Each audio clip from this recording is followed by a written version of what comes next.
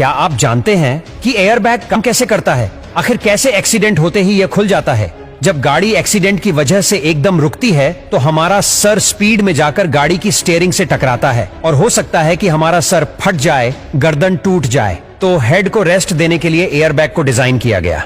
Seat belt के साथ में एक प्रॉब्लम यह भी है कि यदि एयरबैग नहीं होगा तो हमारी बॉडी और सर एक्सीडेंट के टाइम एकदम आगे की तरफ जाएंगे। लेकिन आज के टाइम में गाड़ियों में जो सीट बेल्ट आता है वो ऐसी सिचुएशन में बॉडी को मोशन से रेस्ट में लाने के लिए हमें जो झटका लगता है उसको थोड़ा कम करने की कोशिश करता है। और एयरबैग में एक्सप्लोजिव मटेरियल सोडियम एजाइल को यूज किया जाता है जो कुछ ही सेकंड में गैस में बदल जाता है और एयरबैग को खोल देगा।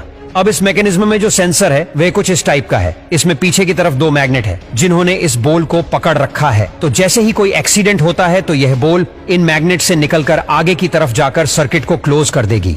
जैसे ही यह सर्किट क्लोज होता है तो यह सर्किट सोडियम एजाइड को 300 डिग्री सेंटीग्रेड पर गर्म करता है और इतने टेम्परेचर पर सोडियम एजाइड में एक एक्सप्लोजन होता है और तुरंत गैस में बदल जाता है। यहाँ पर 50 ग्राम सोडियम एजाइड से 70 लीटर नाइट्रोजन गैस बनाता है। लेकिन इसके साथ प्रॉब्लम यह है कि एक तो ये मॉइस्चर को सोख लेता है और यदि इसको बनाते टाइम यदि कोई लीकेज रह गया और उस कंडीशन में एयरबैग खुलेगा तो इसका एक्सप्लोजन इतना खतरनाक होगा कि एक्सीडेंट से पहले ही यह सोडियम एजाइड इंसान की जान ले लेगा। और आज के टाइम में एयरबैग के लिए जो सेंसर यूज में लिया जाता है उसका नाम MIMS सेंसर है जो एक इलेक्ट्रॉनिक कंट्रोल यूनिट से जुड़ा हुआ है। जब कोई गाड़ी का एक्सीडेंट होता है तो ये सेंसर इस तरीके से सर्किट को क्लोज कर देता है और ये सिग्नल जाता है कंट्रोल यूनिट के पास में। अब यह कंट्रोल यूनिट ही डिसाइड करती है कि एयरबैग को खोलना है या नहीं और यह कंट्रोल यूनिट कई जगहों से इनपुट लेती है और डिसाइड करती है कि एक्सीडेंट हुआ है या ड्राइवर ने एकदम से ब्रेक मारा है।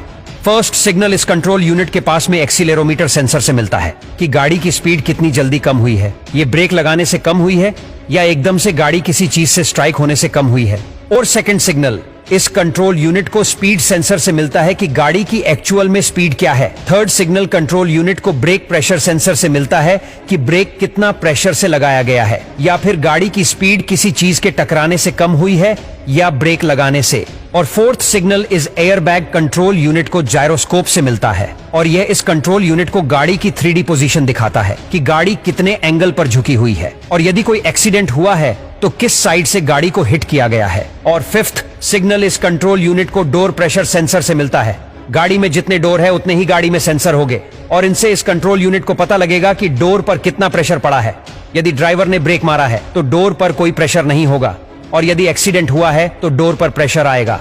Sixth signal seat occupation sensor से इस कंट्रोल यूनिट को मिलता है और यह सेंसर इस कंट्रोल यूनिट को बताता है कि गाड़ी में कितनी सीट पर पैसेंजर बैठे हुए हैं। जितनी सीट पर पैसेंजर होंगे उतने ही एयरबैग खुलेंगे। अब इन सभी सेंसर से यह कंट्रोल यूनिट डेटा को कलेक्ट करती है और 2 मिलीसेकंड के अंदर इस डेटा को कैलकुलेट कर लेती है। यदि एक्सीडेंट हुआ है तो एयरबैग के सर्किट को क्लोज करती है और जैसे ही एयरबैग सर्किट क्लोज होता है तो एयरबैग में जो एक्सप्लोजिव मटेरियल है उसको इग्नाइट करता है और एक एक्सप्लोजन करवाता है। इस एक्सप्लोजन के बाद में 20 से 30 मिलीसेकंड में एयरबैग में गैस भरने लग जाती है और 100 मिलीसेकंड तक पूरा एयरबैग खुल जाता है। यह एयरबैग 350 किलोमीटर पर आवर की स्पीड से खुलता है।